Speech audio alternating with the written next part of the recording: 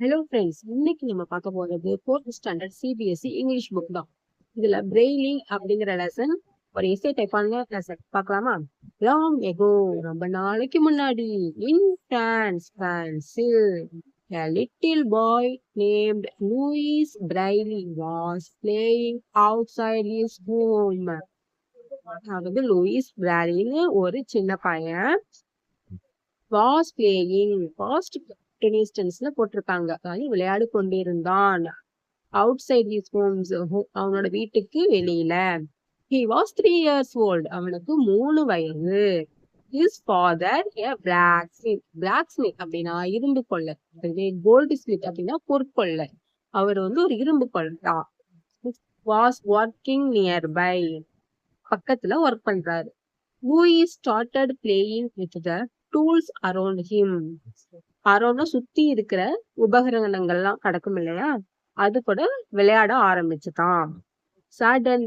சடன்லினா திடீரென, அதுவே இம்மிடியட்லினா உடனேன்னு அர்த்தம்.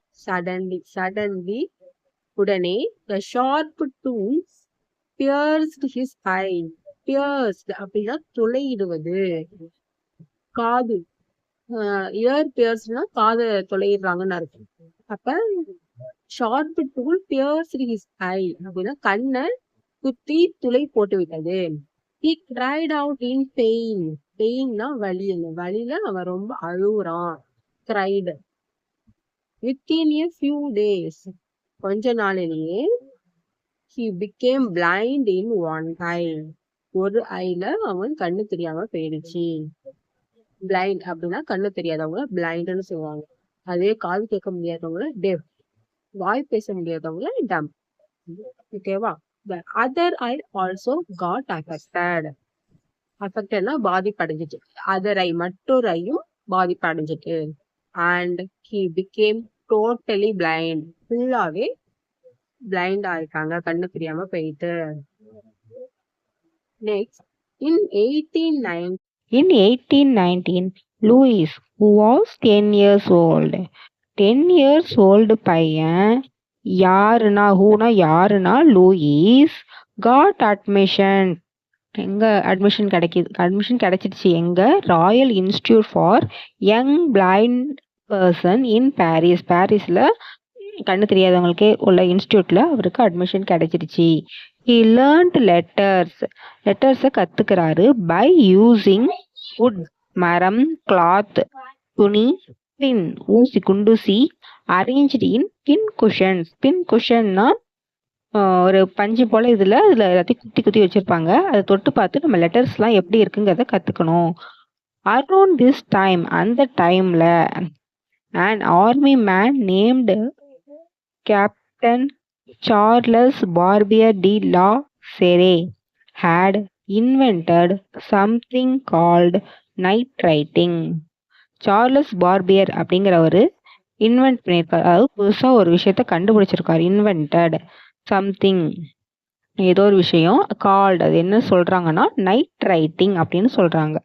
It was an alphabet of raised dots, கொஞ்சம் உயர்த்தப்பட்ட ஒரு டாட், புள்ளி, அண்ட் டேஷஸ், கோடுகள், that soldiers could read with their fingers in the dark. அதாவது இருட்டு நேரத்திலையும் அந்த கொஞ்சம் உயர்த்தப்பட்ட அந்த புள்ளிகளையும் கோடுகளையும் சோல்ஜர்ஸ் கொஞ்சம் தடவி பார்த்தே அவங்களால அதை ரீட் பண்ண முடியுமா அப்படி கண்டுபிடிச்சிருக்காங்க. However, ஆயினும், it was too difficult.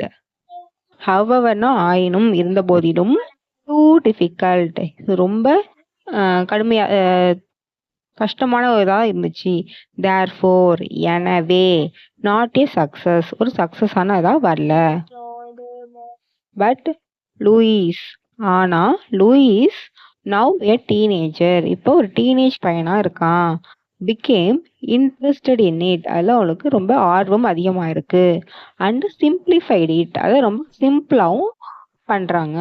he gave the world the Braille alphabet, இந்த வேர்ல்டு, இந்த உலகத்துக்கு பிரெய்லி ஆல்பபெட்னு ஒரு விஷயத்த கொடுக்கறாரு. அதாவது ஏக்கு ஒரு சிம்பிள், பிக்கு, சிக்குன்னு இருக்கிற 25 லெட்டர்ஸ்க்குமே கண்ணு தெரியாதவங்க எப்படி தடவி பார்த்து கண்டுபிடிக்கலாம்னு அவங்களுக்கு புரியற மாதிரி ஒரு அமைப்பை அவர் உருவாக்குறாரு. thus இதனால் thus a blind person thought the world to see. thus அப்படின்னா இதனால் பார்வையற்றவர் நமக்கு சொல்லி கொடுத்துருக்காங்க. டீச்சோட பாஸ்டர்ஸ் தான் thought the world to C, இந்த உலகத்தை எப்படி பார்க்கணும்னு ஒரு கண்ணு தெரியாத பர்சன் சொல்லி கொடுத்துருக்காங்க. Braille is a method of reading through touch. தொடுதல் மூலியமாக, டச்னா தொடுதல், அது மூலியமாக, அது வழியாக ரீட் பண்ற ஒரு மெத்தட் தான் Braille.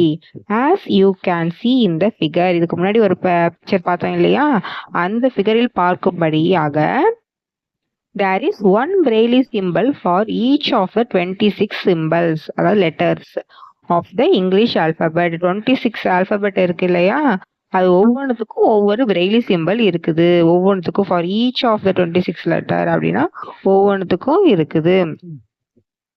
But Braille require more space, அதுக்கு ரொம்ப அதிகமான ஸ்பேஸ், அதாவது இடம் தேவைப்படும். ஏன்னா திஸ் இஸ் பிகாஸ், ஏனென்றால், பிகாஸ்னா ஏனென்றால், பட்னா ஆனா, பிகாஸ்னா ஏனென்றால் the letter, அந்த லெட்டர்ஸ்லாம் cannot be written too close together, ரொம்ப நெருக்கி எழுத முடியாது, ரொம்ப க்ளோஸா எழுத முடியாது டுகெதரா, அதனால நமக்கு ரொம்ப அதிகமான இடம் தேவைப்படுது. Since Braille requires more space, பிரெய்லிக்கு அதிகமான ஸ்பேஸ் தேவைப்படுகையால பிரெய்லி புக் வந்து திக்கரா இருக்கு than a regular printed book. Braille book requires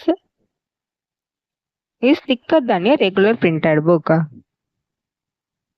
Braille is not just for people with blindness. அதாவது people கண்ணு தெரியாதவங்களுக்கு மட்டும் இல்லை Braille. Even people with sight can learn Braille too.